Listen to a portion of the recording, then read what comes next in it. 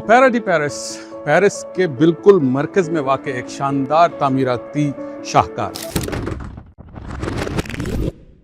میں ہوں فہیم گلستان ملک اور اس وقت میں موجود ہوں پیرس کے قلب میں واقع اس اوپیرا میں، جسے کئی سو سال پہلے لوگوں کی آمد و رفت کے لیے کھولا گیا۔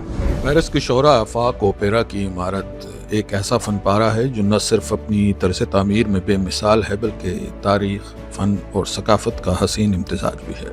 اس کا بیرونی حصہ اتنا پرشکوہ ہے کہ دیکھنے والے پر سحر طاری ہو جاتا ہے۔ جو ہم اس کے اندر داخل ہوتے ہیں اس کی عظمت کا احساس گہرا ہوتا جاتا ہے۔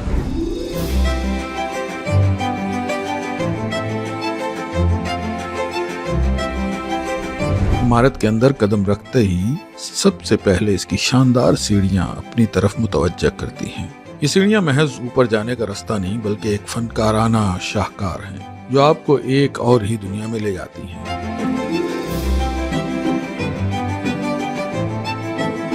چھت کا اندرونی حصہ بھی کسی عجوبے سے کم نہیں۔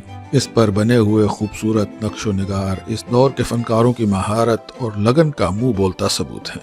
یہ صرف پلاسٹر اور رنگ نہیں بلکہ ہر نقش میں ایک کہانی اور ہر رنگ میں ایک روح سمائی محسوس ہوتی ہے۔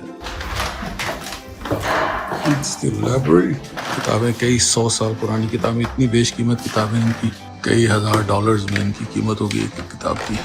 اوپیرا کی عمارت میں جگہ جگہ 16ویں، 17ویں اور 18ویں صدی کے نامور شخصیات کے مجسمے نصب ہیں۔ یہ وہ لوگ تھے جنہوں نے اپنے علم، فن اور کمال سے دنیا پر گہرے نقوش چھوڑے۔ ہر مجسمہ اپنی ایک داستان سناتا ہے، اس دور کی فکری اور فنکارانہ ترقی کی عکاسی کرتا ہے۔ ان مجسموں کو دیکھ کر اس دور کی تاریخ اور ثقافت کو قریب سے سمجھنے کا موقع ملتا ہے۔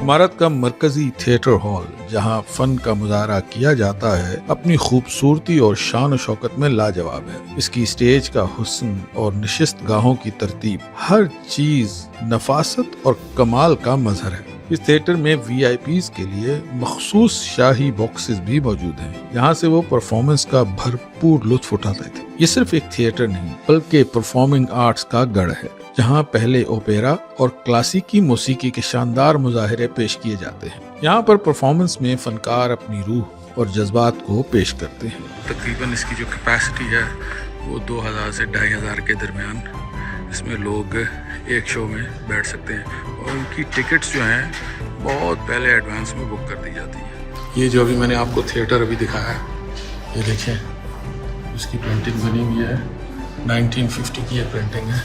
اوپیرا کی تاریخ بھی اتنی ہی دلچسپ ہے جتنی اس کی عمارت۔ اس کی تعمیر کا آغاز نیپولین سوئم کے دور میں ہوا تھا اور اس کا بنیادی مقصد پیرس کو دنیا کا سب سے بڑا ثقافتی اور فنی مرکز بنانا تھا۔ اس عظیم عمارت کی تکمیل میں کئی سال لگے اور یہ آج بھی پیرس کی شناخت اور شان کا اہم حصہ ہے۔